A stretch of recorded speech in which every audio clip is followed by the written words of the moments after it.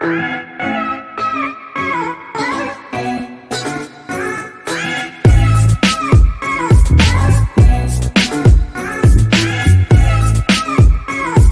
YouTube channel chemistry NEET.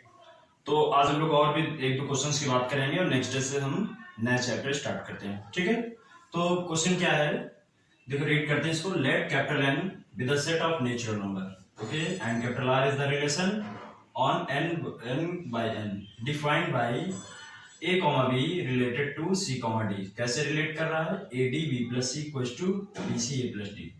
ठीक है, ये ऐसा एक रिलेशन दिया है और आपको चेक करना है क्या ये इक्विवेलेंस रिलेशन है नेचुरल पे, n by n पे इक्विवेलेंस है कि नहीं। इक्विवेलेंस मतलब रिफ्लेक्सिव, सिमेट्रिक, ट्रांजिटिव तीनों है कि नहीं है। तो पहले रिफ्लेक्सिव से स्टार्ट करते हैं। तो ये लिखा है ए बी सी डी, ये ऐसा एक्स और वाई की तरह वर्क करेगा।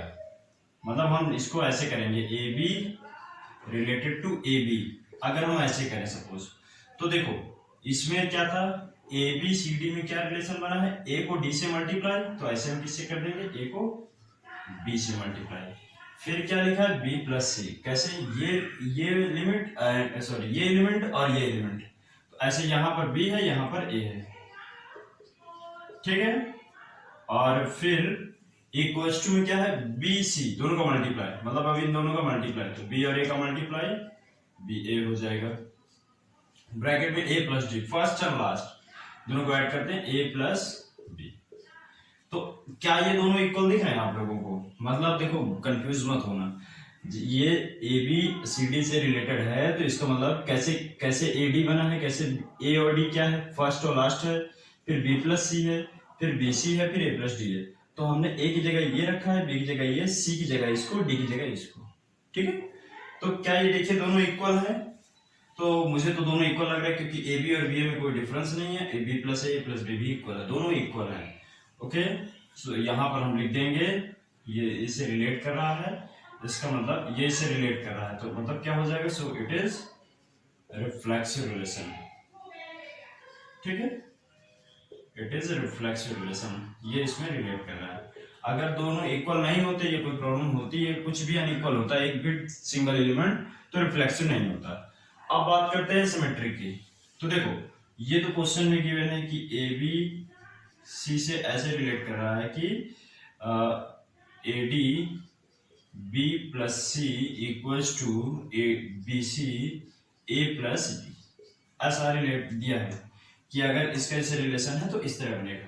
तो सिमेट्री का कॉन्सेप्ट क्या होता है, उल्टा होता है।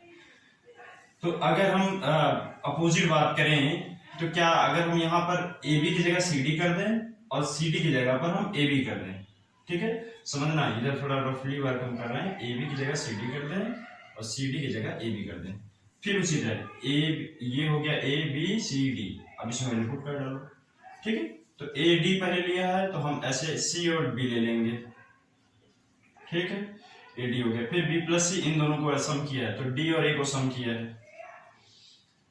ठीक, फिर उसके बाद क्या किया इन्होंने, उसके बाद इन्होंने बी और सी का मल्टीप्लाई, इन दोनों को मल्टीप्लाई कर दिया, तो डी और ए का मल्टीप्लाई डी ए कर देते हैं। फिर है ए प्लस डी, फर्स्ट और लास्ट को ऐड कर दिया, सी और बी को ऐड कर दिया। अब देखिए क्या ये और ये दोनों इक्वल आपको नजर आ रहे हैं, अगर दोनों इक्वल हैं, दोनों में सेम रिलेशन बन रहा है, तो ये सिमेट्रिक होगा। देखिए क्या बन रहा है, तो हाँ ये देख सकते हो दोनों सेम, देखो BC और CB सेम ही तो है, A plus D D plus A लिखो, बात तो एक ही है, मतलब हम CB को BC लिख सकते हैं, D प्लस ए को A प्लस डी लिख सकते हैं, DA को AD लिख सकते हैं और C प्लस B को B प्लस C लिख सकते हैं। तो ये देखो ये पार्ट और ये पार्ट है दोनों इक्वल, दोनों इक्वल है ना, ये इसके इक्वल है, ये इसके इक्वल है। तो इसका मतलब क्या हो गया कि CD का भी रिलेशन सेम रिलेशन AB के साथ होगा, जो रिलेशन ए बी का सी डी के साथ था वही रिलेशन सी डी का ए बी के साथ भी रहेगा। तो इसका मतलब ये क्या है, सिमेट्रिक है। सो इट इज सिमेट्रिक रिलेशन।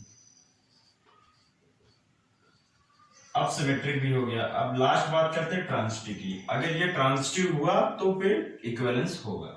तो ट्रांजिटिव देखते हैं क्या होगा। तो ट्रांजिटिव के लिए जैसे हम लोग एक्स वाई और तीसरा जेड लेते थे, तो ये ए बी है, सी डी है, नेक्स्ट आपको और भी लेना पड़ेगा, सपोज ई एफ आप ले लेते हो, ठीक है। तो ए बी का रिलेशन सी डी के साथ है, ठीक है। तो उसमें क्या दिया हुआ है, यहां हम लिख देते हैं A D B plus C equals to B C A plus D. इस हिसाब से ए बी का रिलेशन सी डी के साथ है, ऐसा क्वेश्चन में दिया।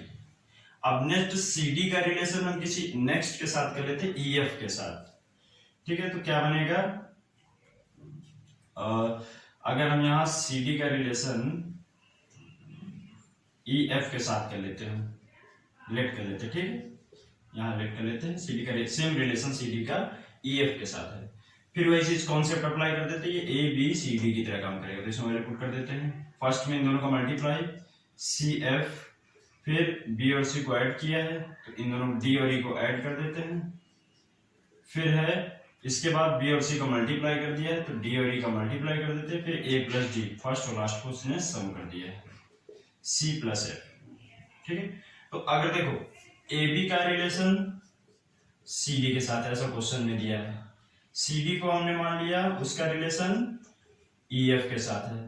तो अब नेक्स्ट अगर ए बी का रिलेशन ई एफ के साथ बन रहा है तो ये ट्रांजिटिव हो जाएगा, अगर बन रहा है तो। और एक चीज ये भी ध्यान रखो, ए बी का अगर ई एफ के साथ बनेगा तो क्या बनना चाहिए, एज ए इक्वेशन क्या आना चाहिए, ए एफ यहां पर B plus E equals to B E और ए प्लस एफ, है ना। इसी में देखो ये इक्वेशन वाला कॉन्सेप्ट लगाया हमने, ए एफ बी प्लस ई फिर बी ई और यहाँ पर ए प्लस एफ। अब ट्रांजिटिव के लिए मैंने बताया अगर ये इक्वेशन बन रही है तो इसका मतलब ये ट्रांजिटिव है। अगर आप इन दोनों इक्वेशन की हेल्प से इसको फाइंड कर लेते हो तो अब ये कैसे फाइंड होगा, थोड़ा सोचने का पॉइंट है। देखो इसको हम थोड़ा सा सॉल्व कर लेते हैं। कैसे सॉल्व कर देंगे, ये जो AD है इधर डिवाइड कर देते हैं, तो डिवाइड करोगे AD को A के अपॉन में, तो A से A कट जाएगा, बचेगा क्या D। और AD को जब D के अपॉन में करोगे तो क्या बचेगा, सिर्फ A। अब इधर ये BC एक्स्ट्रा है, BC को इधर ट्रांसफर कर दो तो B से B कट जाएगा, बचेगा क्या C, और इसमें क्या बचेगा B। बात समझ में, ये जो मल्टीप्लाई वाले पार्ट थे इधर इसको डिवीजन में करके सेपरेट कर दिया मैंने। अब सेम इसी तरह इसमें भी कर देते हैं, CF को इधर कर देते हैं, DE को इधर कर देते हैं। तो DE को जब करेंगे तो D से D कट जाएगा, बचेगा क्या E, और इधर क्या बचेगा D। CF को इधर कर देते हैं 1/F 1/C, ठीक है। अब इन दोनों इक्वेशन की हेल्प से हमको ये लाना है। तो अभी आप देख सकते हो इसमें D और C नहीं है, बाकी है A B E F है, D और C नहीं। तो ऐसा करते हैं इन दोनों को ऐड कर देते हैं तो D और C कट जाएगा। यहां लिख देते हैं equation number 1, equation number 2 and on adding also. तो दोनों को ऐड कर देते हैं, ये 1 बाई इधर नोट कर देते हैं 1 by E plus 1 by D, और इसको 1 बाई बी प्लस 1 बाई सी। ये पार्ट ई और डी और बी और सी साइड हमने नोट कर लिया, और राइट साइड में ये 1/F plus 1 by C plus 1 by A plus 1 by D. अब इसमें देखो क्या कैंसिल हो रहा है, 1 बाई डी कैंसिल हो गया, एंड 1 बाई सी भी कैंसिल हो गया। अब इसमें आप एलसीएम ले लोगे तो क्या बनेगा, b प्लस ई और अपॉन में बी ई, और इधर क्या बनेगा a प्लस एफ अपॉन में ए एफ। फिर आप क्रॉस मल्टीप्लाई कर दो तो ए एफ के साथ क्या हो जाएगा b प्लस ई, और बी ई के साथ क्या हो जाएगा a प्लस एफ। तो आप देख सकते हो वही चीज आ गया ना, ये b प्लस ई लिखा हुआ है, कंफ्यूज नहीं, ठीक है। तो आप देख सकते हो हमने दोनों को ऐड किया तो कैंसिल होने के बाद वही आ गया जो हमें लाना चाहिए था। मतलब इससे क्या प्रूफ हुआ, इससे ये प्रूफ हुआ, यहां नोट कर देते हैं, A B related to E F. ऐसा प्रूफ हो गया कि ए बी का रिलेशन ई एफ से है।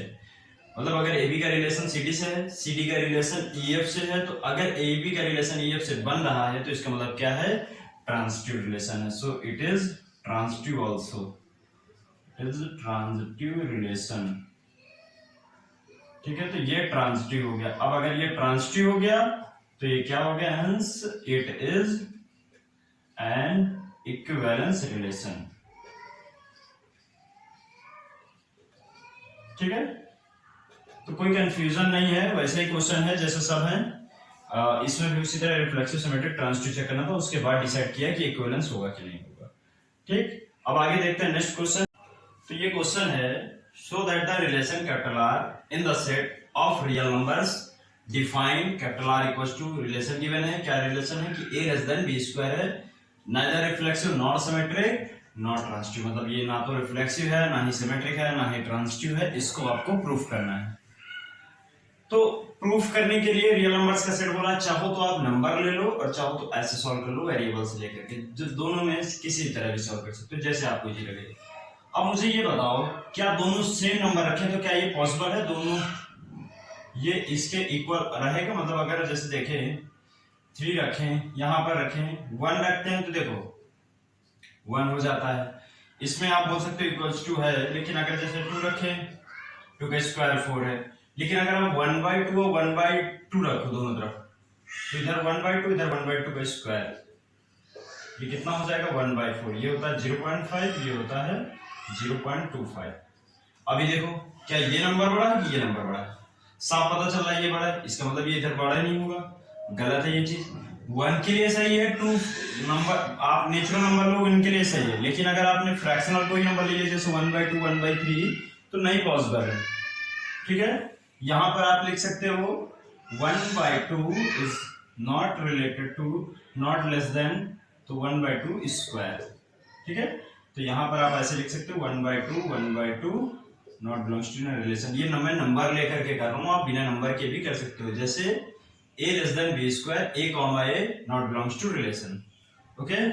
सो it is not reflexive relation, ये पार्ट प्रूव हो गया। अब इसके बाद बात करते हैं सिमेट्री की, तो a less than b square possible है, लेकिन a less than b square दिया है तो क्या b भी होगा a स्क्वायर से लेस देन होगा, क्या इस तरह होगा।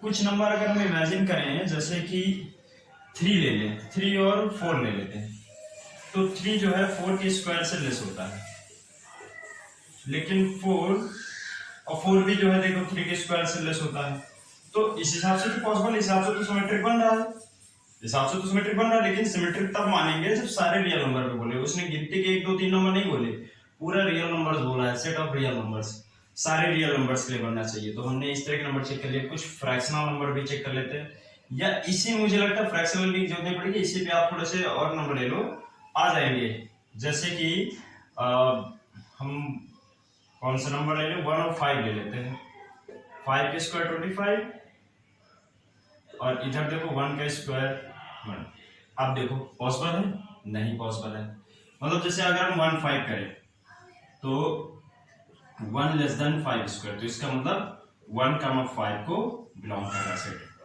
बट अगर हम ऐसे करें 5 लेस देन 1 स्क्वायर, क्या ये सही है, 5 1 के स्क्वायर से लेस देन होता है, गलत है, नहीं होता, तो इसका मतलब आप लिख सकते हो 5,1 नॉट बिलोंग्स टू रिलेशन, 5,1 नहीं बिलोंग कर रहा, तो क्या हो गया ये it is not symmetric relation, तो इसका मतलब ये सिमेट्रिक रिलेशन भी नहीं है।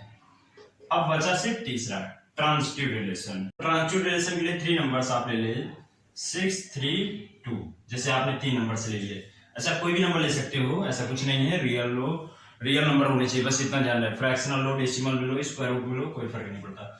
तो ऐसे में 3 नंबर लिए, 3 नंबर का मतलब है 6 का रिलेशन 3 के साथ है, तो इसका मतलब ये पॉसिबल है, ठीक है, ये पॉसिबल है, तो इसका मतलब 6 का रिलेशन 3 के साथ है, ये सेट को ये रिलेशन को बिलोंग कर रहा है। अब 3 का किसी अदर नंबर के साथ ले लेते हैं, मैंने जैसे लिखा 3 को जो है 2 के साथ कर लेते हैं, तो ये कितना हो जाएगा 4, तो इसका मतलब 3,2 इज ऑल्सो अ रिलेशन जो इस रिलेशन को बिलोंग कर रहा है, ठीक है। ये देखो इसमें 3 जो है 4 से लेस देन है, 6 जो है 9 से लेस देन है, तो अब 6 का रिलेशन 3 के साथ है, 3 का रिलेशन 2 के साथ है, तो नेक्स्ट क्या होना चाहिए 6 का रिलेशन 2 के साथ अगर पॉसिबल है तो क्या ये लिख सकते हैं हम 6 लेस देन 2 स्क्वायर, मतलब 6 लेस देन 4, क्या हो सकता है 6 4 से कहां लेस देन होता है, तो नॉट लेस देन होता है, ठीक है। इसका मतलब आप बोल सकते हो 6 का 2 के साथ रिलेशन नहीं है, इसका मतलब it is not transitive relation, ठीक है, ये ट्रांजिटिव रिलेशन नहीं है। तो अब आप लोग समझ गए होंगे चैप्टर नंबर 1 में क्वेश्चन कैसे लगाने रिफ्लेक्सिव सिमेट्रिक ट्रांजिटिव के इक्विवेलेंस के क्वेश्चंस। ठीक है, बोर्ड में भी इसी तरह के क्वेश्चन आएंगे, अब कुछ अलग तरह का क्वेश्चन नहीं आएगा। अगर आपको लगता है कि ये क्वेश्चन डिफरेंट है, जो नहीं एक्सप्लेन किया गया है, जो हमको सीखना चाहिए, तो उसको आप कमेंट करिए, जरूर बताया जाएगा। अब नेक्स्ट वीडियो में हम बात करेंगे नेक्स्ट चैप्टर की। Okay children, so thank you so much for watching this video.